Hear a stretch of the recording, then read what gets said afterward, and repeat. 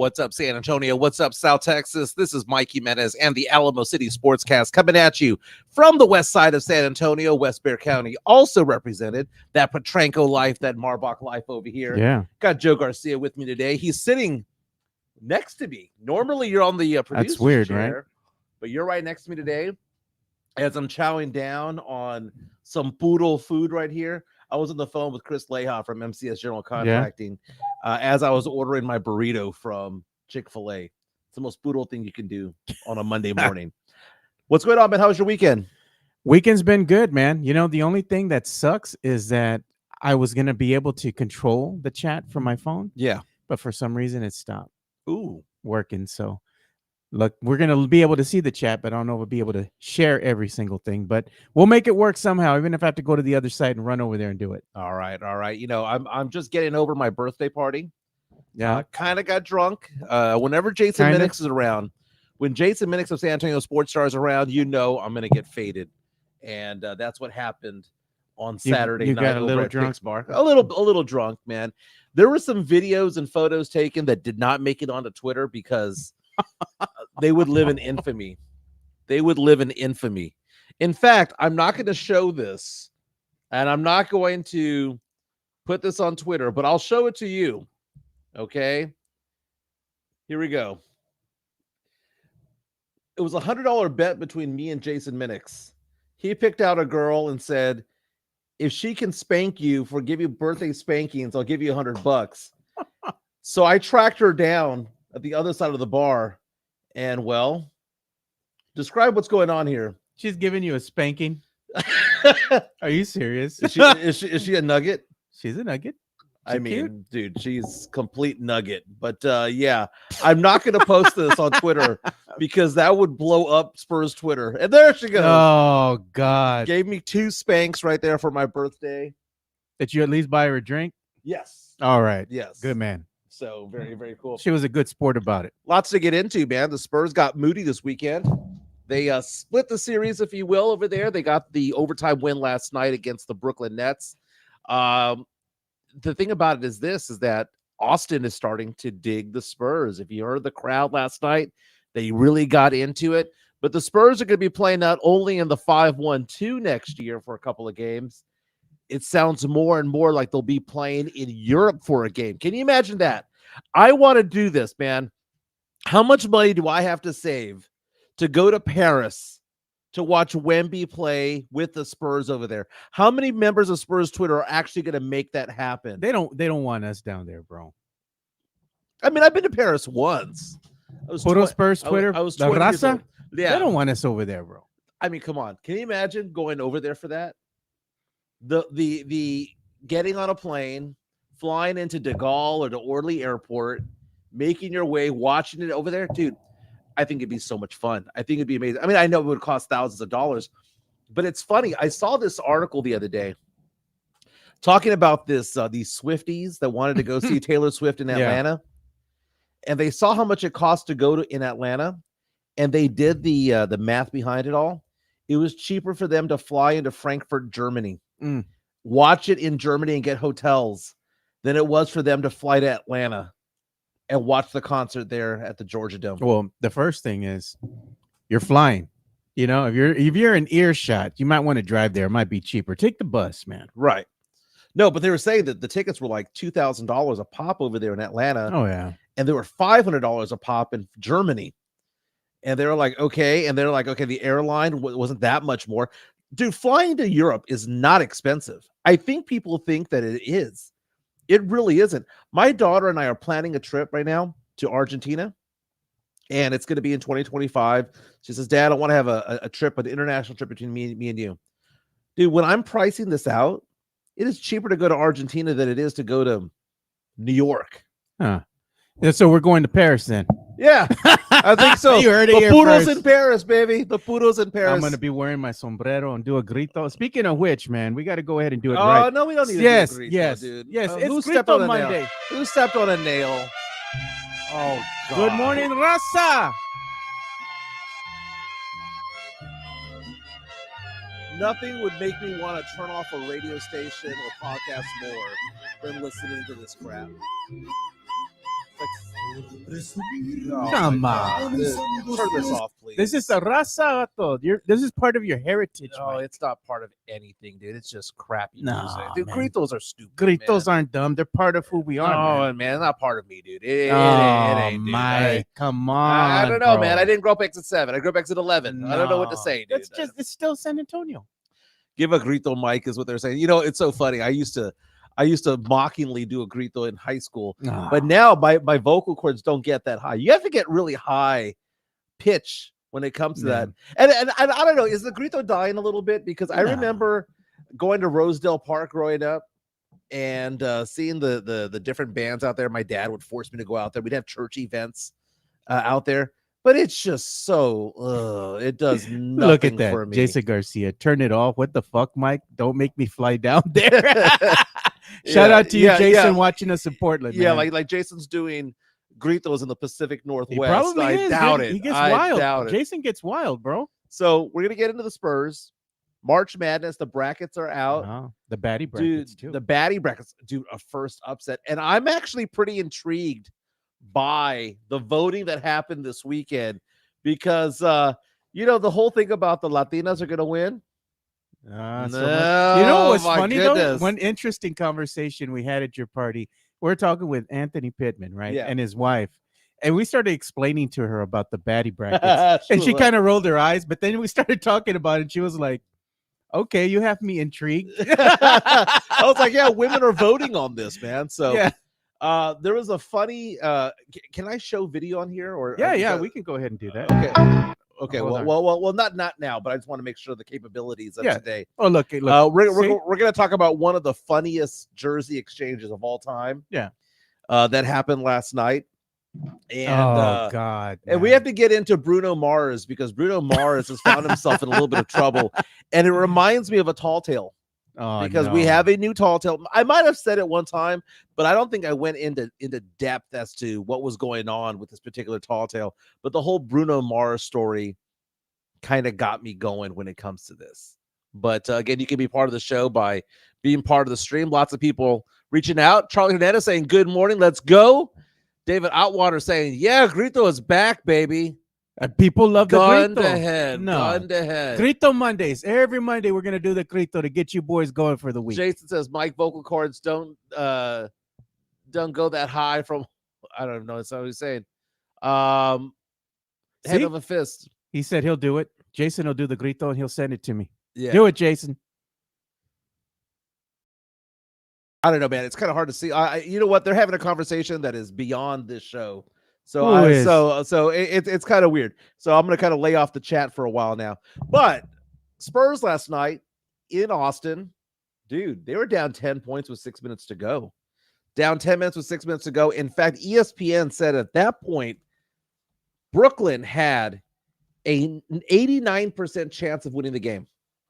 And then Wemby went off last night.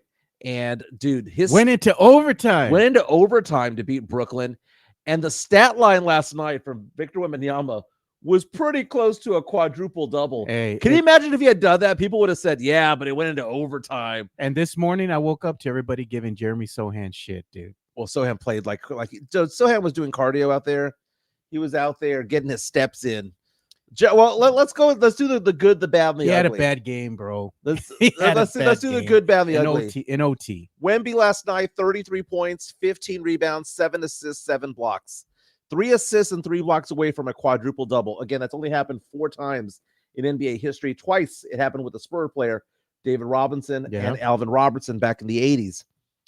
Wemby, fantastic game. Hey, guess what? Good things happen when you pass him the damn ball. How about that? Right, dude, and the Austin crowd was energized down the stretch, and the chance of defense. I mean, the crowd was legit. Spurs going out there and winning out there, 122 to 115. How are you not going to get excited for a win? Oh, I know it's been a while, but dude, Keldon Johnson plays like a different man when he's in Austin. We got to look at his stat lines, vibe, bro. It's that Austin vibe, man. Last night, 24 points off the bench. He was 5 of 8 from 3. Knocked down some big shots. Devin Vassell, 25 points last night on 11 of 21 shooting. Not good from the 3-point land, but it's okay. He played very well down the stretch.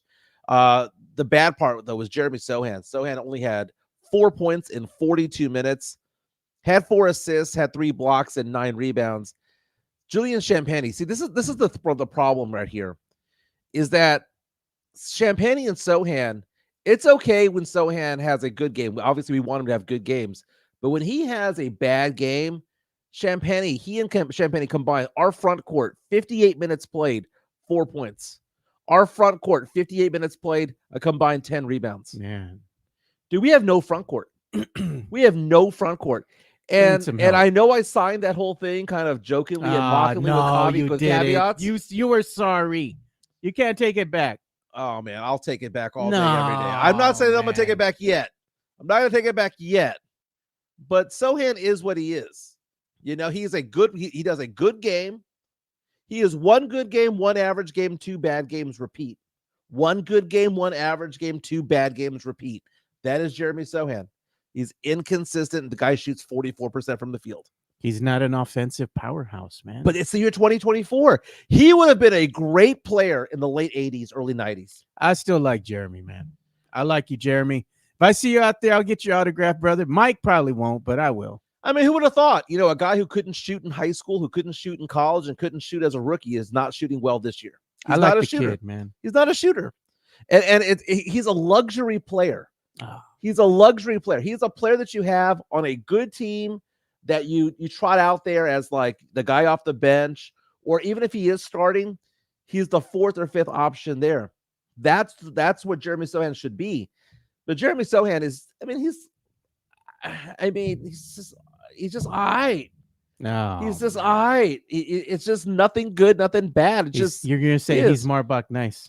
I don't even think he's that. Oh my, David, he's that. What's that? Purga over on Traders Village nice right now. Oh man, what's Traders Village nice, bro? Traders Village is trash. Oh come on, bro. But I enjoy it. It's trash. No, it's but I like a good flea market, dude. Oh. Eisenhower flea markets. I dig because basically Traders Village is a flea market. It is what it is. Swap meet, yeah. But it's got the carnival that's there. That's pretty cool.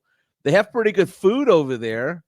They have the Indian tacos. If you ever had that over there, they've got the turkey legs. They've got the kettle corn. I like the petite one too. I can vibe with that. I've never been to that one. Yeah, man. I like the petite strawberry festival. Flea Mart, dude. Flea Mart's badass. That's all puro though, man. I don't know. You got to order in Spanish, Mike. Hanover Fist reaches out and says, "Bro, Sohan would not start for 28 of 30 teams right now," and that is very accurate. Everybody loves him when he has a good game. He has a shitty game, and you all shit on him. Well, the problem is that he has 3 crappy games for every 1 good game.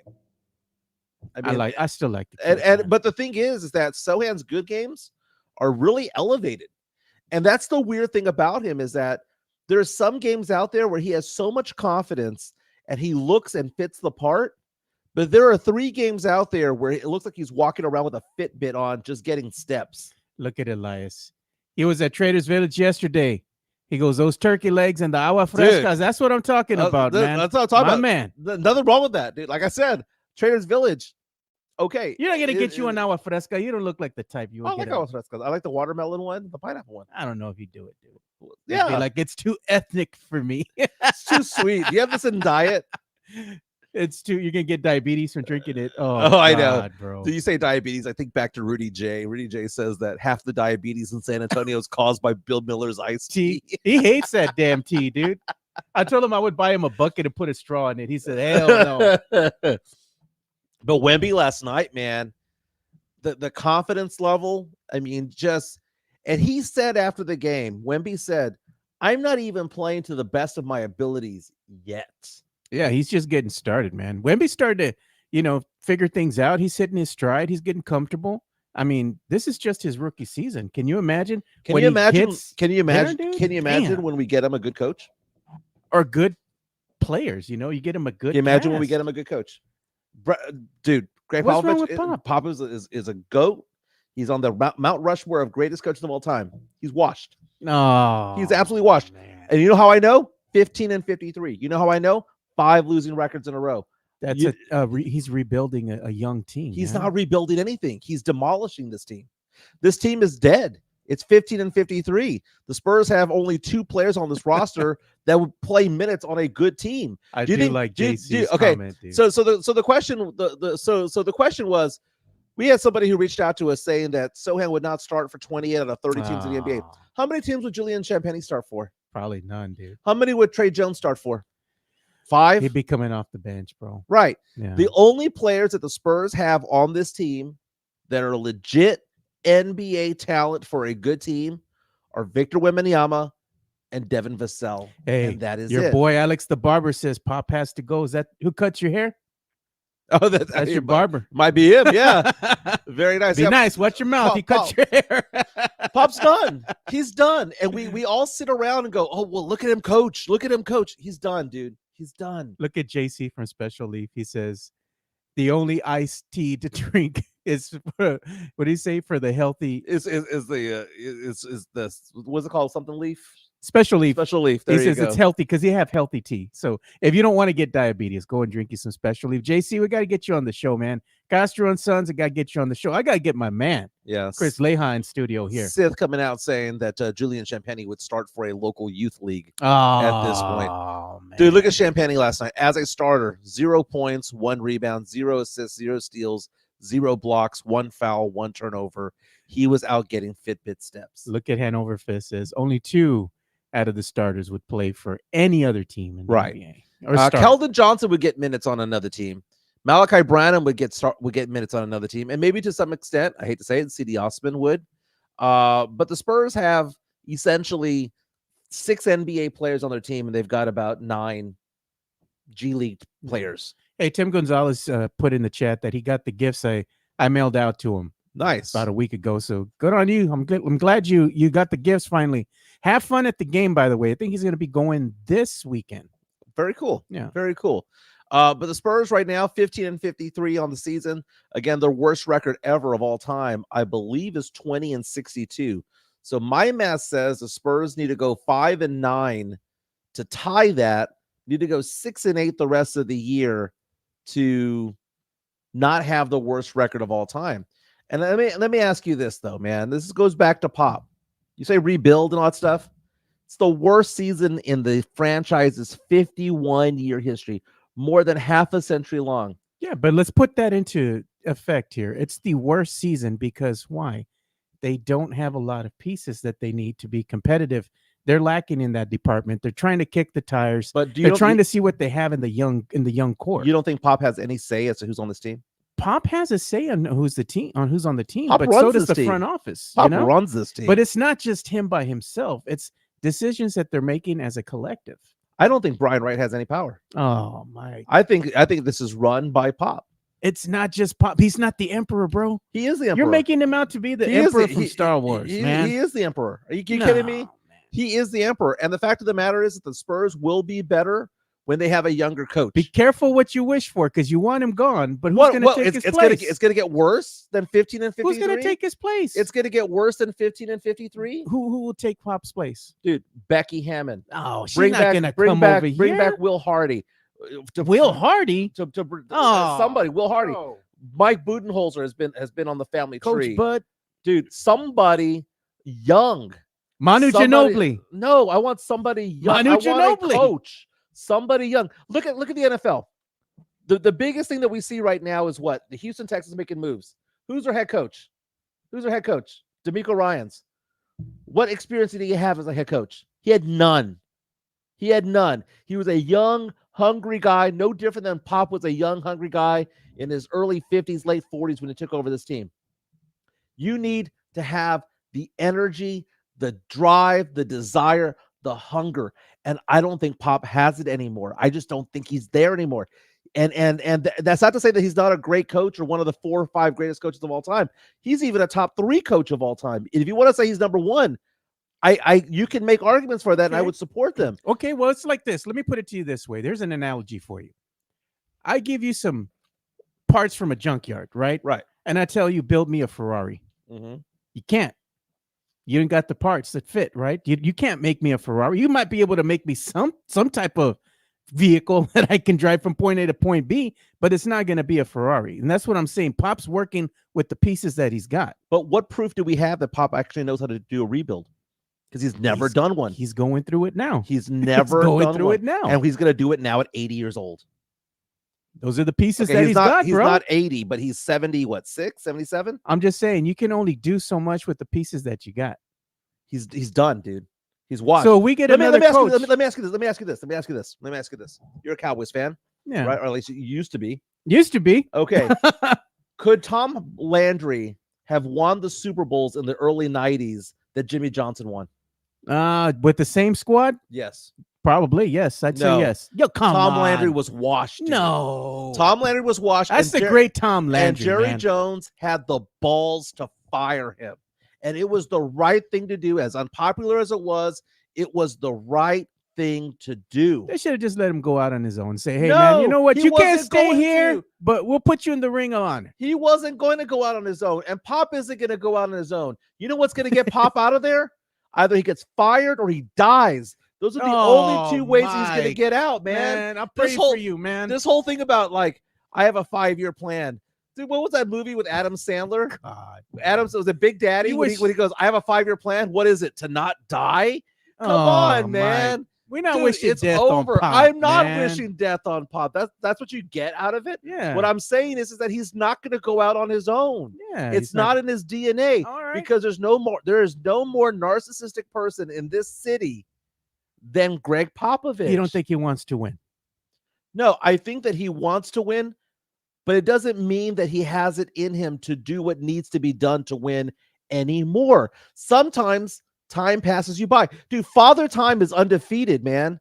Father Time is undefeated. And Tim Duncan retired. Monty retired. Parker retired. Robinson eventually retired. You know why? Because Father Time is undefeated. And it's like that for coaches and GMs too. Dude, that's just life. That's just life. And if we're going to sit here and think that Pop in his late 70s is going to have this renaissance and he's going to build a coaching team, he's going to coach this to a championship team, it is all imaginary. It's all fantasy land. Now we have Victor Wembanyama, who again last night 33 points, 15 rebounds, 7 blocks, 7 assists. We have this guy. We need a young coach to help this guy, and not Bill Self, a 60-year-old college coach. We need young blood. Dude, Becky would actually be the ideal one. And you keep on the argument of, well, who would you get? Who would you get? Anybody's better at this point. Because what is the Spurs record? 15-53. Like, it's going to get any worse, dude. You know what? Here's what I know. You and I could have coached this team, and we'd have only 15 fewer losses at maximum than the great Greg Popovich. He's done. He's done. And we have Wemby over here, and we wasted his rookie season. It's just, he's done. Pop is done. You're not gonna give Coach Pop his flowers when they go ahead and announce his retirement? I would give him his flowers. He deserves flowers. But it's 5 losing seasons in a row. Next year's gonna be 6. I get that Spurs fans are tired of the losing. I'm tired of the losing already. I mean, the only way the team's going to get better, it's not only through coaching, it's going to be through the caliber of players that you're going to surround Wemby with. And it's a hard sell. I mean, how do you make this team better in a short period of time? So Chris Lehal says, F the hyperbole, Mike, name a coach. Dude, the ideal one's Becky. Because Becky's a winner. Winning championships in Vegas. Why the fuck does she want to come over here? Because she would be the first female NBA head coach of all time. And if you don't think that doesn't mean anything, it does. They're going to pay her. And the thing is that if you saw what Becky did in the Summer League with the young guys, and they won the Summer League championship, I know that's Summer League, but she has a thing about working with young players and identifying with young players and all that stuff. Oh, her players right now, they love her. Well, both on the NBA level, I mean, Tony Parker sang the praises of Becky. She is better than half the NBA coaches right now. She is. So that is the ideal one. And if she's not there, then you got to, and why does it have to be part of the Spurs tree? Why does it have to be a part of the Pop family? Isn't tree? Everything part of the Spurs tree? Almost all the coaches that you have in the NBA are affiliated with the Spurs in some way. There's like a third of them. There's a lot. Yeah. There's a lot. Yeah, there's a lot of them. And you know what? I mean, you can maybe even make a state the case, even though he's older. Steve Kerr. He's a product of the Spurs He's coaching part of the tree. Spurs coaching tree. Golden State is not what it used to be. He's used to coaching superstars like Steph Curry. He's coaching superstars like Klay Thompson and Draymond They're Green. aging. What do we call Sohan? Right? He is the next Draymond Green. Why not bring in the guy that help make Draymond Green a future Hall of Famer? Steve Kerr might actually be the name. And that's the thing. He has the pedigree of both Phil Jackson and Greg Popovich. He played with Michael Jordan. Why wouldn't it be Steve Kerr? Well, if the Golden State Warriors wind up going through a losing season or two, he might be let go. True. It's getting there. You can see the decline. Yeah. So there's a lot of names that could be out there. But, at this point, I just want somebody young out there. Yeah. Hey, Gert. Good to see you, man. Hey, younger. Shout out to Chris Leha, too.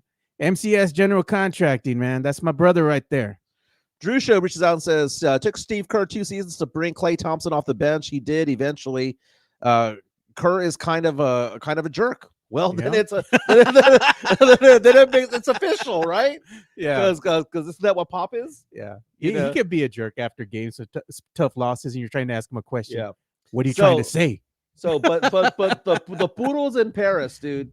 Oh God, it'll be me, Spurnandez. What a shit show that will be, man. We'll be all fucked up before we even get there. He'll propose to her at the Eiffel Tower. Man, me and Spurnandez will be fucking faded as shit, stacking cups, bro, acting a fool.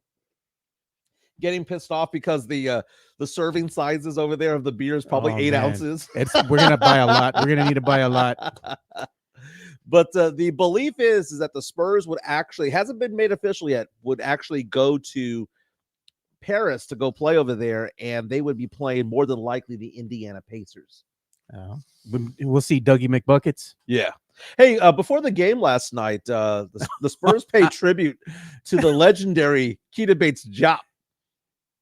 Keita, baby, he got his flowers yesterday.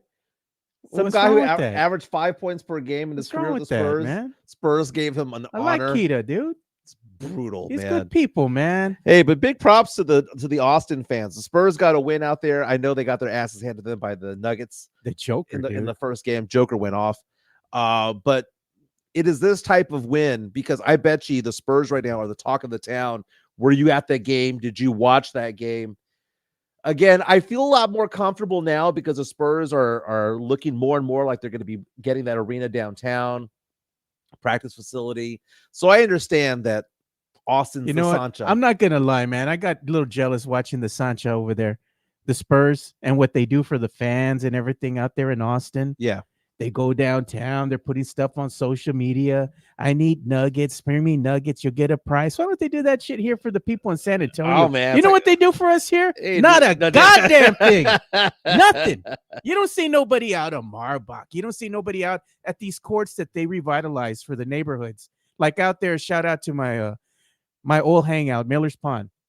Spurs went ahead and put a court out there. Yeah. They don't go out there and try to do something nice, like come out here with nuggets or something. That's my I'll old give you stomping grounds, dude. I'm just like, come on, man. People don't know this, man. I'm a veteran of Miller's Pond. No, Mike, no. So we have one of our listeners. Ain't the same. One of our listeners. You say this is a tall tale? No, we're not the same. One of our listeners, Sean Quintero. He is one of the ones that I would go play basketball with at Miller's Pond all the time. So Sean, if you're inside out there, the gym or outside? A little bit of both, but it was mostly inside. Oh man, I don't know, bro. Hey, but the thing is that you watch the Spurs and what they were doing out there in Austin, doing a lot of nice things, but why don't they do that here? They don't do a because that's goddamn thing for us. That's here. the Sancha, baby. Nothing. You treat the side piece better sometimes than your own wife. They're like, hey, come out to the training center that they have over there, out there by the rim. What's it called? Do you know why? Because Austin's fun. So is San Antonio. There ain't nothing to do in San Antonio. Oh, Mike, no. Not only bro. are we poor, we're boring. Oh God. You think Wemby and Why are you always calling the people poor? What? You think Keldon and Wemby want to hang out at 6th Street in Austin, or do you think they want to hang out at Rosedale Park? They should at least bring them around some of the iconic places downtown. They're not man. iconic. Bring them around It's town somewhere. dead. No, It's dead. Man, you hate the people here. You hate the culture here. Man, are you? What are you, man? What am I? I'm a fan of this. This is a funny story from yesterday. If we can show this, by the way, is there a way to show this on my screen? Oh yeah, man, I'll bring it up right now. What an exchange yesterday. A jersey exchange last night after the Orlando Magic Toronto Raptors game. If you can see that, maybe I can zoom in a bit. Anthony Black, Grady Dick decided to exchange jerseys. And what does it say? God, it says Black Dick. Jeez, man. Okay, first of all, you know they're gonna cut that. Young they're gonna guys run with it now. And here's the thing: Orlando's official photographer posted this, and they posted on Orlando Magic's Twitter account and Instagram before they realized, oh crap, this was all a joke. Okay, these are young players. They're both in their first season, if I'm not mistaken. But there's great video here, courtesy of Bally Sports. Oh, we're listening to it right now. Courtesy of Bally Sports, where, check this out. Anthony Black is seeking him out. He goes, hey, dude, I want to do a jersey exchange. And okay. And Grady Dick is like, we're not going to do this, right? We're not going to do this. And then you can read Grady Dick's mouth. He goes, F it. He's thinking about it. He goes, F it. You see that? He goes, F it, right? And then Anthony Black is like, wait. I need to go get the photographer. And then he runs out and he goes and gets the photographer and he goes, hey, come here. I'm going to do a jersey exchange, right? Jeez, runs out, goes and gets him, brings him back, and then realizes it's not supposed to say Dick Black. It's supposed to say Black Dick. So he goes, oh, wait, I'm in the wrong spot. Wait a minute. And then he goes on the other side. The play-by-play of this is amazing. Oh, God. You talk about sociology, dude. This is socio right here. USOA. That's great. That is so great, man. And I'm a fan of Grady Dick. He's a really good shooter, man. He's having difficulties his first season in the league, but he's going to be a good player, man. Alex Noriega reaches out to us on our YouTube stream, says, and he knows he was there. Mikey Jimenez used to drain corner threes at 40% at Miller's Pond outdoor court. Never, dude, bro. Never. Double rim and everything, dude. No. Double rim and everything. Wind going 15 miles an hour to the side. Hey, Chris Leja, get me a USOA shirt. I'll wear it here in studio, man. That is funny, dude. That is funny. I cannot believe they got away with this. What do you think about the social media guy that ran this for the Orlando Magic and that erased it? Oh, they deleted it. Well, I know, but do you think he's in trouble? I mean, what are you going to do? The player is telling you, hey, take a picture. Yeah. But because you take a picture doesn't mean you have to go ahead and put it out there. You know? Yeah. He knew what he was doing. Yeah. So props to you, cameraman. By the way, March Madness is starting this weekend. So we have the play-in games. I believe they are on Wednesday. I'm going to be in Vegas on Thursday. So I'll do a segment over there. So just reach out to me. I'll do a segment over there Thursday and Friday. Yeah. I'll be there in Vegas with some friends. We like to bet on March Madness. Now, the brackets came out. But the funniest story of March Madness, I don't know if you heard about this, the head coach of Long Beach State. Do you know anything about this guy? No, I don't know much about him, dude. The MFer got fired a week ago. How? He got fired. He got fired on his day off. Dude, it was the funniest thing, dude. It was the funniest thing. They were 18-9, right? At one point in the season. They lost the last 5 games of the season to go 18-14. The administration said, I know you've been here for like 15 years, but you're done. And they fired him. But they said, but can you at least coach the team through the conference tournament? Through the conference tournament. Oh, God, man. He agreed to coach them through the conference tournament. They surprisingly went the distance and won the conference and the Big West. And they earned a bid into March Madness. So this guy's going to lead a team to the NCAA tournament after he was fired 5 days ago. Jeez, you talk about a comeback. Dude, I want this guy to go far, dude. I want I want the Cinderella story to be Long Beach State. They They're need a to make a 15 movie. seed. They need to make a movie out of this shit, dude. The greatest comeback in college sports history. How do you get fired and then win the tournament? Jeez, bro. Long Beach. The name of the head coach, by the way, is Dan Monson.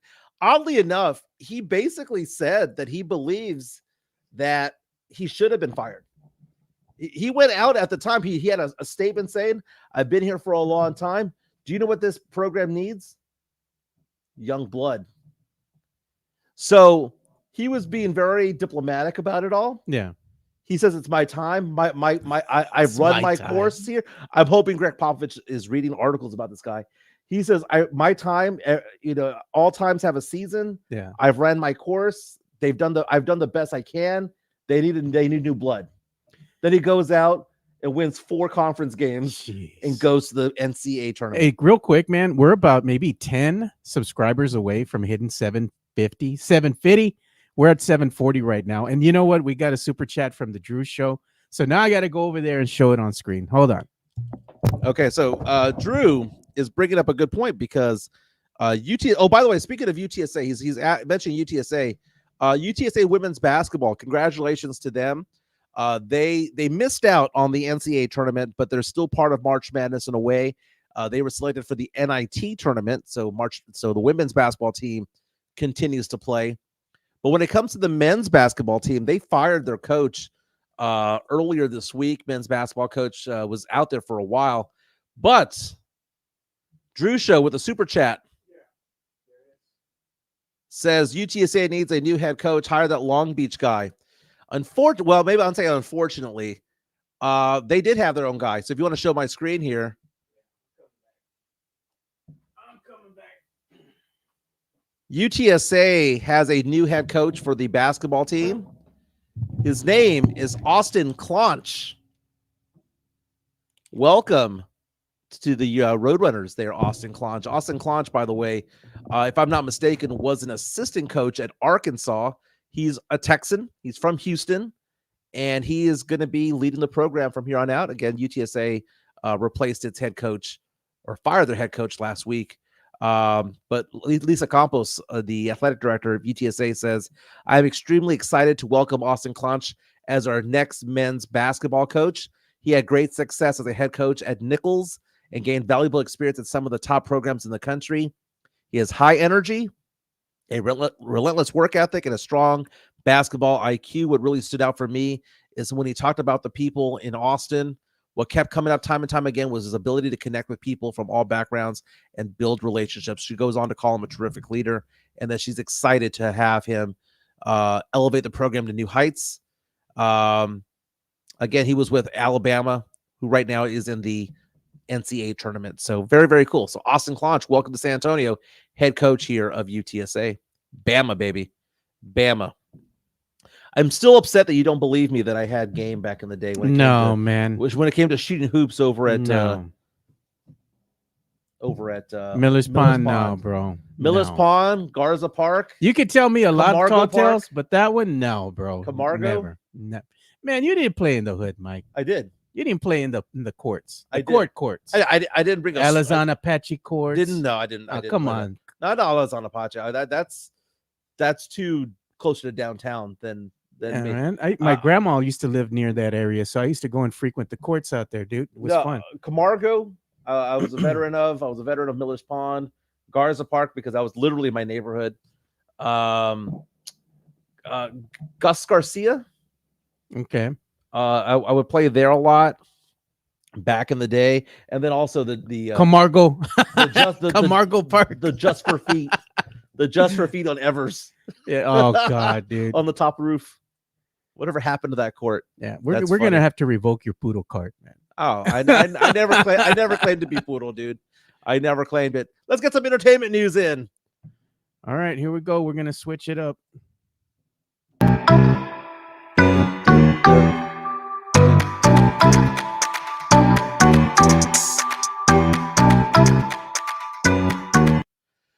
Oh, Bruno Mars, baby. He needs to come out and make some money, man, because he is losing money by the day. It's a Coco, man. Over there in Las Vegas. So for those of you who don't know, there was a story that came out over the weekend, and I follow this guy on Instagram and on TikTok. His name is Vegas Pauly C. I don't know if you're familiar with him, but he does like a bunch of news in casinos in Vegas, right? He talks about the financials of like how the health of this company, this casino. He talks about like, you know, which slot machines are having the highest payouts, which casinos are having the highest payouts. Trying to give the people tips. Yeah. Yeah. He was saying that he had known for quite some time. He called it a known secret, if you will, inside of Vegas, that Bruno Mars was a degenerate gambler. Now, Bruno Mars, obviously multi-Grammy Award winning, played the Super Bowl a few years ago. He had a He's residency amazing. out there too. He still does. Wow. And essentially, he's doing it for free at this point because Oh God, he owes MGM Grand $50 million reportedly. how do you just put that on a tab? Put it on my tab. Well, they're paying him 90. I know that, but I'm like, how do you have the balls to go out there and lose that much money and just like put it on my tab, you know? Right. Well, $90 million after taxes, he's getting around 60, 58, I think they said. Jeez. He owes them back 50. He gets paid more than $1 million a show. Yeah, 1.8 mil, I believe I saw. But the fact of the matter is that he has an issue with blackjack, baccarat, and all sorts of game tables. Man. And so the question becomes, and I saw this on Club Shay Shay, I think is what it was. It was Shannon Sharp with Ocho Cinco. Ocho Cinco brought up a question. And I found this to be an interesting question. I want to get your input on it. He asked the question, wait a minute. Do the casinos have any responsibility to tell somebody you've had too much? Kind of like a bar, right? If you go out drinking, if I went out drinking for my birthday the other day, right? If they overserve me, it's a liability for. Oh, it'll come back to them because for them, right? If you're drunk and they've served you over the limit, you get in a car and you get in an accident and you kill somebody, right, they're going to follow that paper trail and it's going to come back to the establishment. So Ocho Cinco was basically asking the question, a couple of things. Do casinos have that type of responsibility to tell somebody you've gone too far? And part of me, because Shannon Sharp said no, that they're in the business of taking people's bets. Yeah. But I'm going to fight back on that because I thought about this for a little while. He's your employee. He's a contractor. Yeah. Why would a business allow their contractor to do that? And it's all about that money, man. They're trying to make money. And if he wants to go ahead and spend money he doesn't have, and hey, he's good for it. Sith reaches out and says Bruno was a poker player, semi-pro back in the day. Chris Gonzalez says it's not a gambling addiction if you can afford it. That's what Charles Barkley once said. Charles Barkley had a gambling addiction. Yeah. Big time. But my goodness, $50 million. That's a lot. It's not really the casino's job to tell you, hey, you got to stop. That's your job as a human being to tell yourself to stop. And I agree with that. Yeah. But he is getting paid by them. He's on their payroll. That's where I think that's that gray area there that maybe they should have pulled him back because he's on their payroll. Hey, I'm going to tell you like this. Hey, Leha probably agree with me. Money's money, bro. At the end of the day, that's all it matters. It boils down to money is money. It doesn't matter where it's coming from. It doesn't matter if it's coming from your employees or it's coming from an outside source, like you have visitors coming in, tourists and betting on the tables or whatnot. At the end of the day, the casino is going to make money. They're going to look at any way to capitalize. Now, it doesn't matter who it is. One of the witnesses there said that Bruno Mars, out of that 50 million, lost 17 million one night. I bet, dude. That's a lot. Dude, that's a lottery ticket that he lost in one night. He's just betting stacks of chips at a time. And when you lose 17 million, you really lost 30 million because that's after tax money. Yeah, because I'm thinking, what is the highest chip that you can get? And you're stacking them. No, it has to be in the thousands. I held $1,000 chip one time. Yeah, but I'm saying there's probably ones that go higher than that. And we just have them stacked, and it's just like throwing them on the table. I mean, damn. That's crazy, man. That's crazy. Hey, our baddie brackets took a turn last night, man. I found this to be interesting because when you and I were discussing with Pittman about the baddie brackets and his wife, we were talking about the fact that Latinas, they dominate the baddie brackets. Selma Hayek. You boys got a certain type. You boys got a certain type. But this time, we did the Hollywood one. Oh yeah, that's what and those are difficult ones because there was one bracket that was massive, and I'm gonna go ahead and say that there was an upset pulled off that I was not expecting. Oh, there was almost an upset with Sofia Vergara and Marissa Tomei. Yeah, Marissa Tomei almost knocked her out. Vergara got 2 votes the last hour to come across. So we have over 100 people who vote on this, right? Yeah. In one pod, again, the top 4, we're trying to find who we think is the ultimate hottie of 2024. Salma Hayek's going to be in there at the end, dude. She's going to be somewhere. She'll be Elite 8 at the worst. Yeah. But the Hollywood bracket, we're taking 2 from each pod and moving them forward, right? Penelope Cruz was the lowest one in one pod. She only got 12%. Jennifer Lawrence had 14%, but advancing into the next round of the Sweet 16, Gal Gadot, Wonder Woman herself, got 29% of the vote. Sydney Sweeney wins her pod outright with 45%. Yeah, I bet she. I was supposed to say, I bet she won by a landslide. Kim Sanity on Twitter reaches out to us and says, people choosing Midney Sweeney over Gal Gadot should be ashamed of themselves. Oh, man. And a guy named Figs also says it was always Gal Gadot. But Sydney Sweeney advances with 45%. But here's the thing. The next pod was crazy because you have 3 that have almost equal votes. Wow. But it's the results are final now. Emma Watson, she's cute. She is. San Antonio did not care about her. Only got 5% of the vote. I like her. She's hot. But the battle between Ana de Armas, Margot Robbie, and Scarlett Johansson was brutal. I'm telling you. One had to go out. If I had told you before, I don't know if you've seen the results yet. No. If I had told you one was going to be knocked out, Ana de Armas, Bond girl. Oh, yeah. Margot Robbie, Barbie herself, or Scarlett Johansson, who's been around for 20 years, hot blonde. Which was the one that you thought, this one's not going to make it? Probably, oh, man. Ana de Armas. Okay. I thought Ana de Armas was going to win. Yeah, I would have thought she wouldn't have made it. Really? Dude, our voters have kicked out Barbie. Really? Margot Robbie did not make it out of the first round. That's surprising, bro. Dude, what surprised me, though, was that who won the pod was Scarlett Johansson. Oh, yeah. No, I don't doubt that. I don't doubt that. Ana de Armas made a comeback because Margot Robbie last night was winning. Was Look in at my second boys place here, man. Midtown, Texas. We need a jug tournament. Dude, so now I'm wondering, is Scarlett Johansson, is ScarJo actually a dark horse Cinderella contender? She's not a dark horse. She's top tier. No, she is top tier. Top but tier. I would have thought that Ana de Armas was gonna win this one outright. Bro. You know what? It's gonna happen when you move to the Final Four. The juggies are gonna rule supreme. I bet you anything. The top 4 women who make it out there in the Final Four are all gonna have the jugs. Ana de Armas is just stunning, and don't get me wrong, I love me some Scarlett Johansson, and I'm not saying that the people who voted are wrong.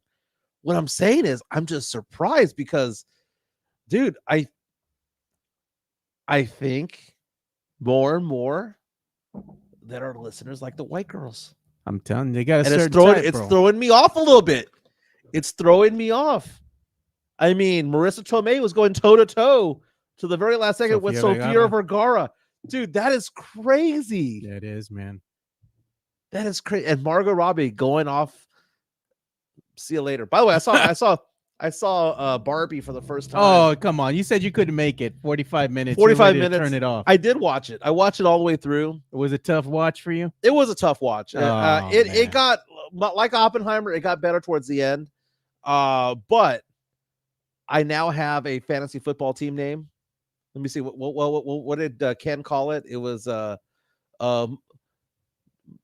Mojo Dojo something house, Casa House. Mojo Dojo Casa House is what he called it. That's what he called Barbie's Dream House when he takes it over. Oh yeah. The movie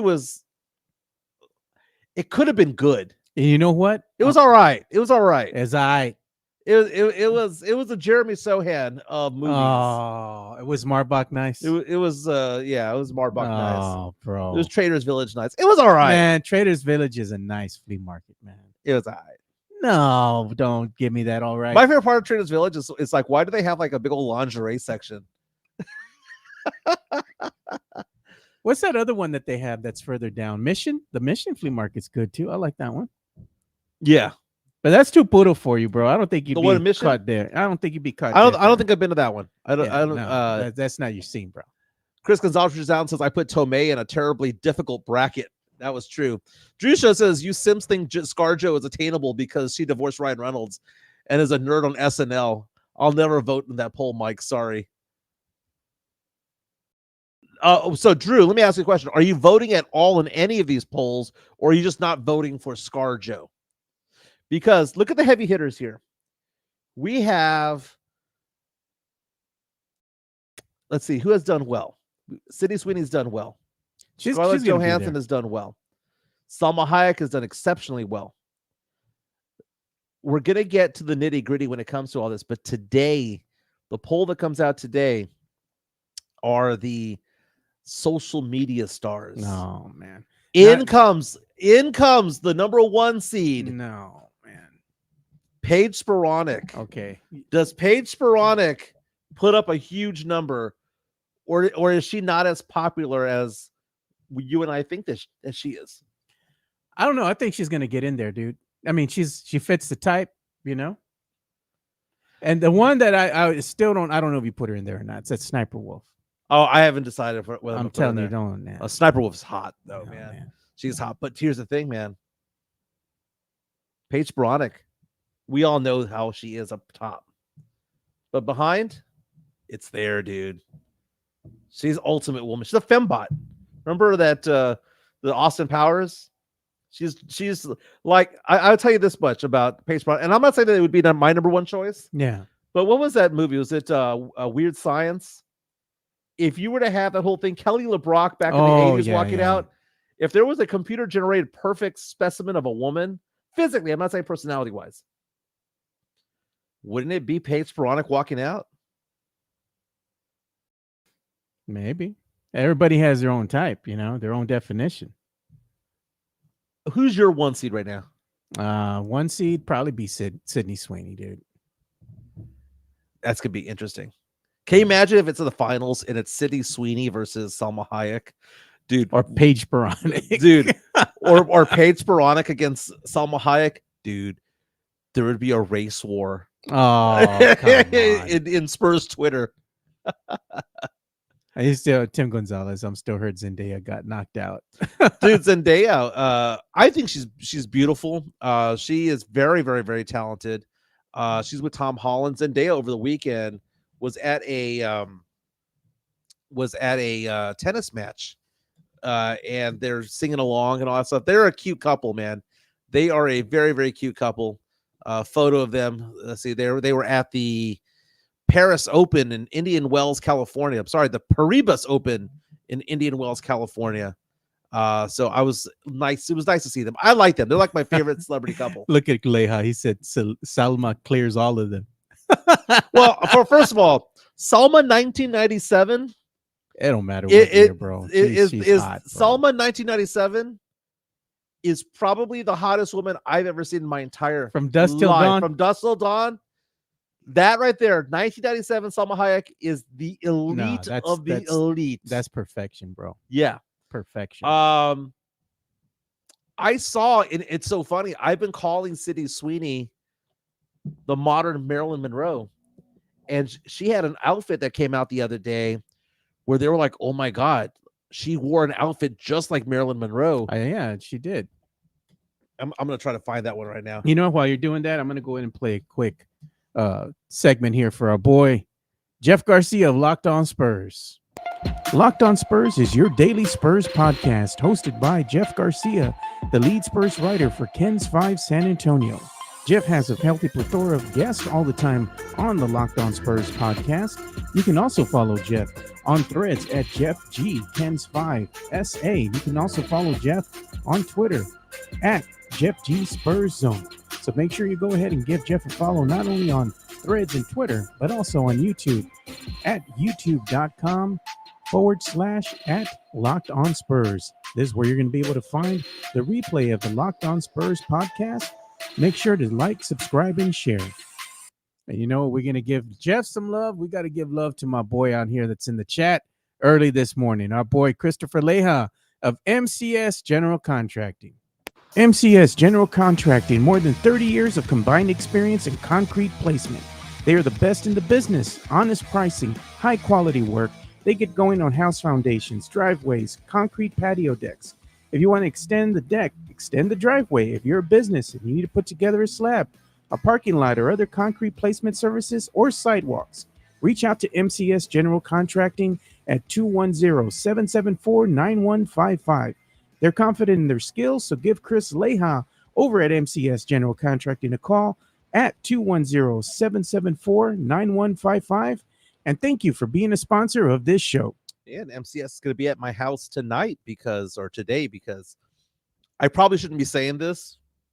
There's something in my attic right now. Oh, God. Something living in there? Something's living in there. And I'm like, of all the things that you guys are doing at my house, they're doing a lot.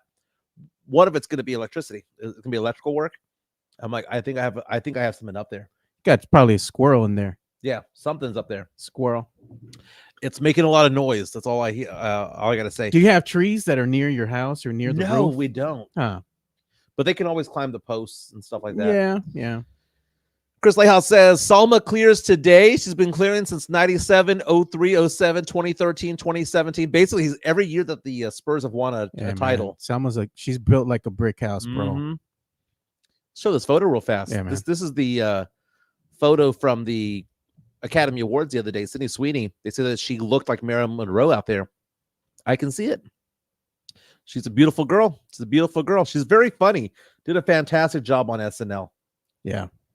All right, so I forgot about the tall tale. We were talking about Bruno Mars. Oh, God. So Bruno Mars, kind of embarrassing, owes $50 million reportedly to MGM. If you want to go back. Yeah, it's a lot of money, dude. I used to have a bookie. Really? Like a legit bookie. And I got in trouble with him one time.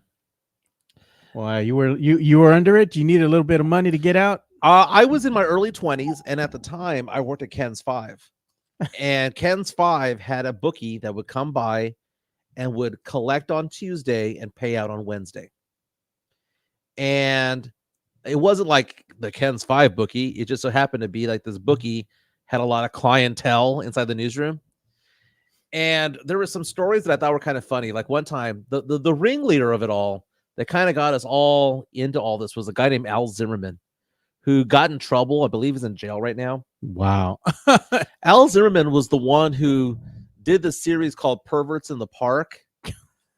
I'm going to see if I can find it on YouTube. Is that where they used to catch all the Johns in action? Oh, God. And they're showing video of like guys soliciting. Yes, and having services rendered. Jeez, Perverts man. in the Park. Ken's. I'm gonna see if I can find that video. God. Oh, there it is. Let's show it. Let's show it. All right. Themselves remember this. Well, tonight, this is to see even more goes on out this there. This is like so 90s, bro. 7 o'clock Thursday night. The sun's gone. So why in the world are so many men hanging around the bathroom? Olmos Park. Do you remember this? I remember this from Oh my God, this is courtesy of Ken's 5. Guys would go into the park and they got in trouble for that. They're like, why was this being shown? Bro. This was showed on Ken's 5 back in the day. Again, I'm getting this on YouTube right now. And I remember this was known for many, many things. First of all, it was Chris Maru, his face when they go back to the anchors is angry. And then he goes out and he apologizes to the audience, right? Yeah. But he completely deflected. And they went back and they're showing the same video over and over again of these guys getting handled, if you will. Oh man. So fast forward, Baru gets pissed, right? And they come back and he goes, "Hey man, I just thought about this. This is beneath me. This is beneath, whatever. This is beneath our station. We apologize. That never should have been shown." Goes on and on and on and on and on. And he goes, "I didn't know about it. I didn't know about it. I wouldn't have had it on. I didn't know about it." Chris Maru is management. Why wouldn't he have known? Maybe he thought the presentation wasn't going to be what it was. He saw it in person. He's like, "Oh crap." Okay. So Zimmerman, again, the reporter here, had a bookie that he would bring over to the Look at him, dude. station. He looks shiesty already, bro. Yeah. You know what? Let's look up reasons why Al Zimmerman was arrested. It was Zimmerman arrested reporter, right? So why was he arrested? I forgot. TV reporter, a serious ethical breach. Producing and distributing child pornography. No kidding. Oh man. No kidding. No kidding. Wow. Interesting. That's pretty disgusting, bro. Yeah, he worked for a reporter at Bay News 9. Okay, so let's go back to the whole perverts in the park thing, right? So the thing about perverts in the park was that so Zimmerman was a reporter, and you can tell he's kind of a shady guy, right? Yeah. Well, there was one time when he had a bet on this one game, and he's in the newsroom about to do a live shot, and he's watching this game, 3-point shot. Like the other team was down by like I don't know. He was like, he needed a team to like win by like 6, and they're up by 8. And he's like, I got this game. And the other team, for no reason, chunked it from like beyond half court. Oh, And it went in to cover the spread. He's probably like, And he lost his mind in the newsroom. And they're like, stand by, Al, stand by. And he's just fuming. And then they cut to him, and he like tries to like get back into character. And then he does his report. And then he is furious during the package. That was kind of funny. Well, anyway, he introduced me to the bookie, and I started placing bets.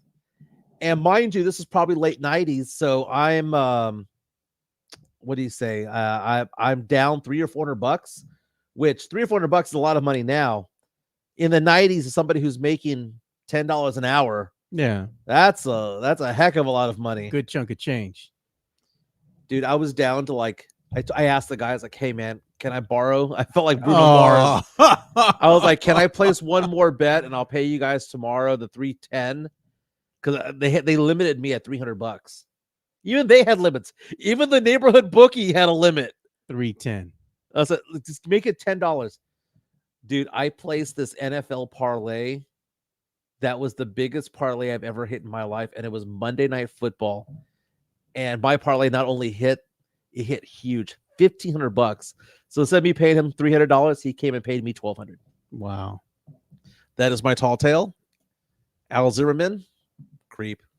Jeez.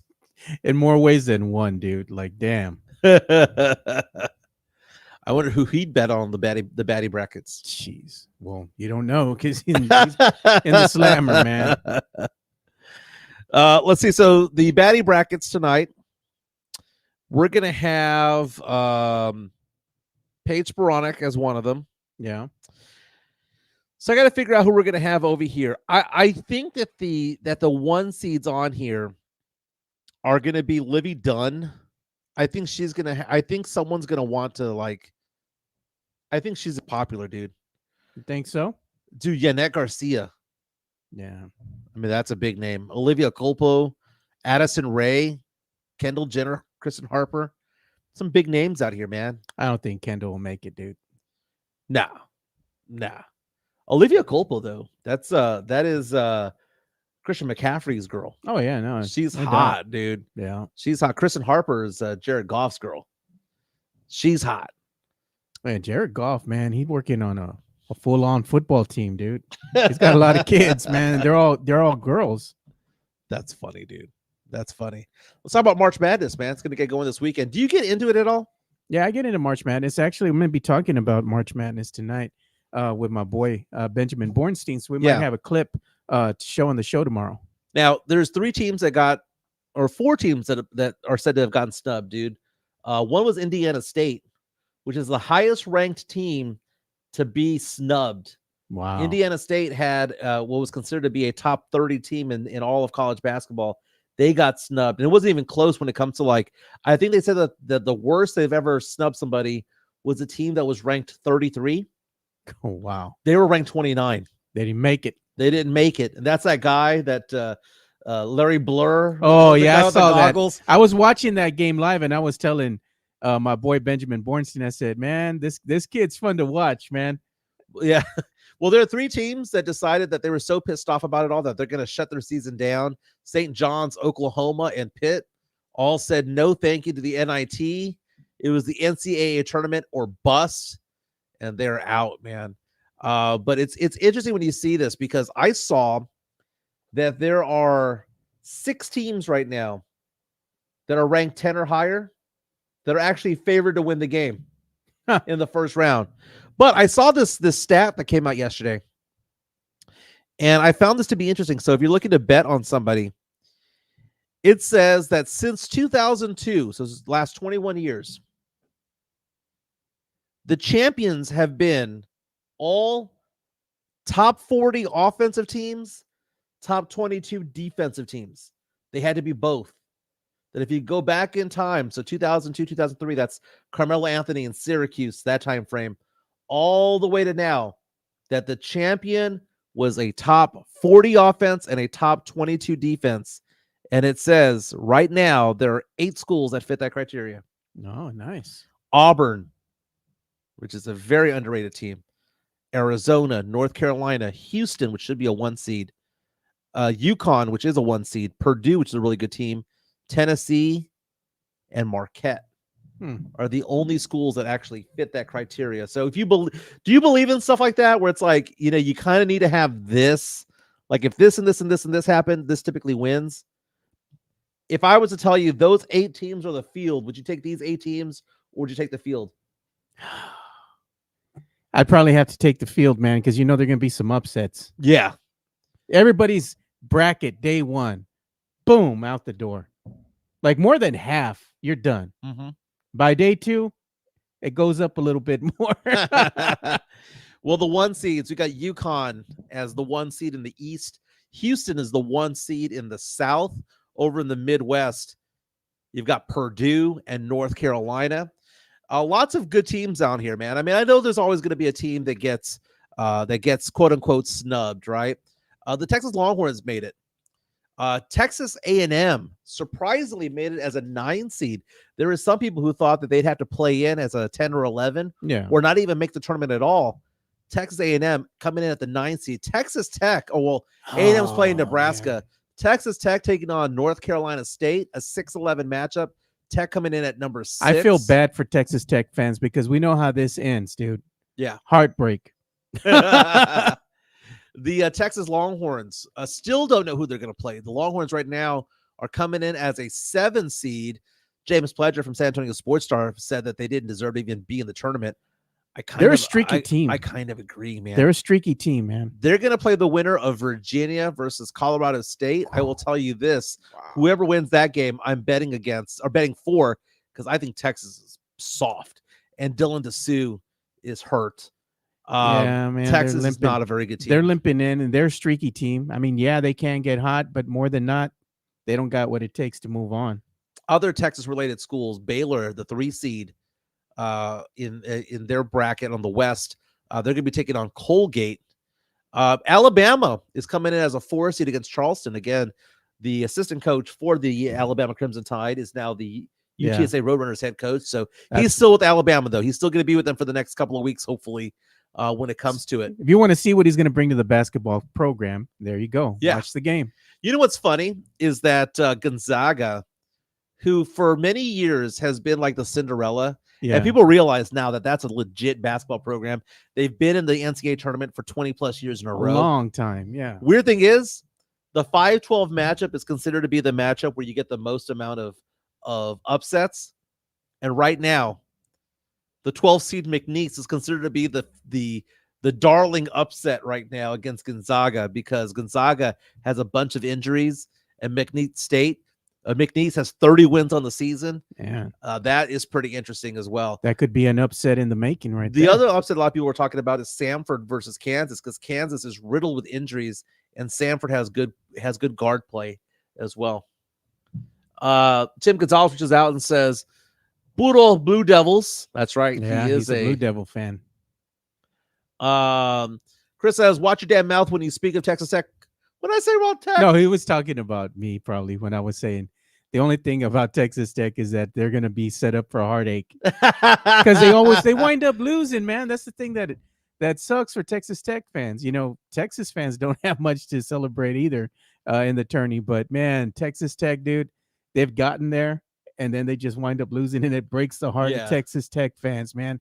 My case in point, my boy Wesley Perkins, heartache, dude. Almost brought to tears when his team lost. He's like, "Oh, they're gonna win it all this year," and I was like, "Damn, son, you almost made it." Dude, some of these brackets are harder than others, man. I'm looking at how this is all going to shake down.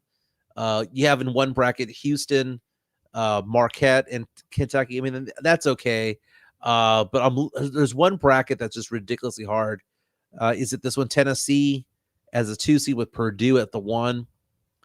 Tennessee's a good team, dude. I like the SEC schools, man. Like, SEC basketball is elite. I don't know, man. I got my eye on that Creighton Akron, number 3 Creighton and Akron. Yeah. At 14 on TNT on 321. I don't know, man. I like Akron, dude. There you go. I don't know why, but I do. The land of LeBron, baby. That's the land of LeBron. Creighton is a good basketball school, though, man. It's just, what about Izzo, man? Tom Izzo, the number 9 seed, Michigan State. You know that it's all about Izzo in March Madness, dude. All he does is win tournament games. That's all he does. This is fun, dude. I bet against Michigan. This is the bracket that's crazy. UConn as the 1 seed in the same bracket as Iowa State, the 2 seed who was in the Big 12 championship game, and then you have Illinois at 3 and Auburn at 4. Dude, that bracket right there is fucking insane, dude. Yeah. And even San Diego State at the 5 seed against UAB. Against UAB, who won the AAC. Yeah. Dude, this is exciting. I'm gonna get my bets in. As far as like, I'm interested in that Clemson, New Mexico, man. That's a good one too.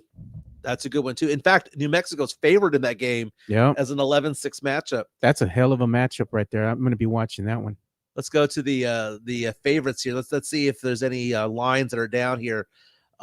In the first games, Michigan State is favored by 1.5 point over Mississippi State. This is going to be the first game.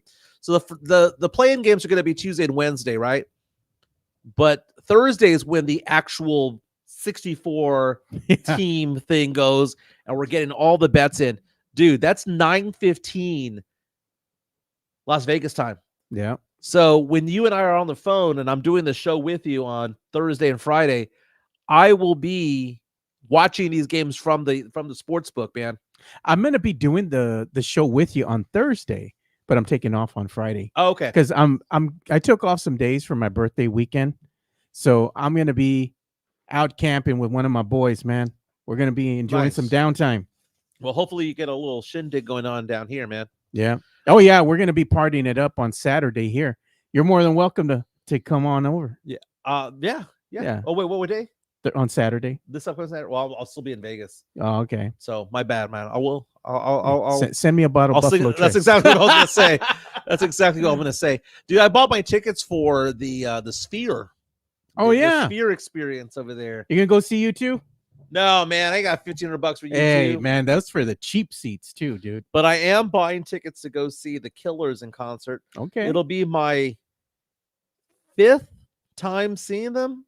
They're playing out in New Orleans with John Batiste. And they can actually sing pretty good live too. Oh, dude, the they're Killers, great man. live. They're great performers. Man. They did the March Madness concert in Dallas that I went to. That was one of my tall tales. How I went to a Killers concert, only 200 people were there. That was pretty cool because it was outdoor festival. Oh yeah, and it poured so bad for so long that everyone left. And when it was their time to come on, 200 people there, 300 people there. Rocked it. And they did a full on show to like A crowd that could fit in a school cafeteria. Yeah. Oh, look at my boy Chris Leha already thinking of me, man. Got you a bottle of Buffalo Trace, man. Appreciate you, brother. Yeah. I look forward to him coming over on Saturday, man. We're gonna have a little gathering out here. Be a little bit of drinking going on. Sis said that Mike thought that I said Lizzo. Oh God, no. No, she no. Not only no, but hell no. Is that going to be part of the plus size dude, bracket? That's the plus. Okay, bracket, you know what? brother. I think we should avoid the plus size bracket. I think that's going to be the offensive.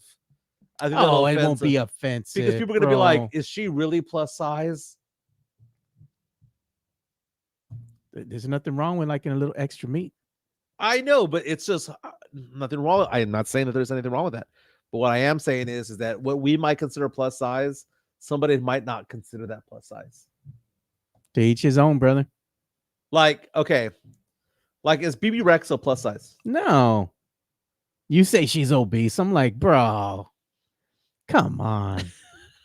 I'm not saying I'd kick it out of bed, but I'm not saying. Oh, no, you can't handle that, Mike. Come on. If he dies, he dies. Oh, very cool. Spurs. My goodness. The season can't end soon enough, man. It cannot end soon enough. Spurs aren't going to be going on the road. These were home games. Somebody asked the question the other day, well, why couldn't these be considered road games? It's because math. That's not how math works. Man, nice. DA Gaming. How about Alexandra Daddario? She's hot as hell, dude. Alexandra Daddario was actually on my short list of the movie star ones. The problem is I don't know how to categorize her because she's not a movie star. She's in movies. She's an actress. Yeah, she comes out in movies. She's not a TV star, but she's in TV shows. Yeah, she is. She's just an actress. I had a hard time placing her in the category. But she's so hot. Alexandra Daddario is hot, beautiful. Dude. She is beautiful. Spurs back in action. They're going to be taking on the Dallas Mavericks here at the Frost Bank Center. That's going to be tomorrow night. See that finish yesterday? Kyrie Irving with that game winner. Oh yeah, an 18-foot running left-handed skyhook. He's doing the game. He's doing this as he's going through Ramadan. Yeah, you know? So he can't eat or drink anything. That's amazing, dude. That he's able to do that and go through playing 48 minutes. Yeah, man, that's crazy, dude. Is Luka gonna light up Sohan for 40 points? I don't know, man. If Luka pissed him off one game last year, and ever since then, I'm sorry. Sohan pissed off Luka, was frustrating him last year. And then Luka came back and was like, all right, I now know how to play you. Yeah. That's funny, dude. Look at what Tim Gonzalez says. Is Mike and Joe, how many 1 seeds will make it into the Final Four? That is going to be a good question, man. We'll see if we'll be able to answer that tomorrow because I'm going to be talking with my college expert here, Benjamin Bornstein, later on tonight. Alonzo says, just tuned in and it's Pervy Theo hour. Oh, Lord. Oh, my goodness. It's not pervy if everyone else is taking part. And if over 100 people are voting in each of these polls, it just is what it is. But, man, when we get down to the Sweet 16, woo, that's going to be rough. Once it gets real, dude. It's going to be tough. Yeah. That'll be – the Sweet 16 begins next week. You know Carolina Teague's going to be voting. Yeah. And she went to your party on Saturday. I had to leave, man, because I had to go to work the next day. Oh, she came to the party all dressed in an orange dress. She looked amazing. Oh, good, man. She was telling me she was coming. I was like, man, I got to go. I'm going to miss you, you know? Yeah. Because I think I left, and then she got there not too long after I left. Yeah, Jeff Garcia was there. Fernandez showed up. Steph, shout out to all her friends, man. Yeah, and then I had some Minix was there. Pittman was there. I had some childhood friends that showed up towards the end. Very, very cool. Everyone have a fantastic day. Again, it is Monday. We're going to have a show all week through Thursday. No show on Friday. Taking a show on the road on Thursday from Las Vegas. This has been fun. Again, vote on our polls. I'm at MJ Acquired Taste. Joe is at Two Shots Podcast. Don't forget to subscribe to Jeff Garcia, Locked On Spurs, and Ken's 5 at Jeff G Spurs Zone. It's been fun. See you guys tomorrow.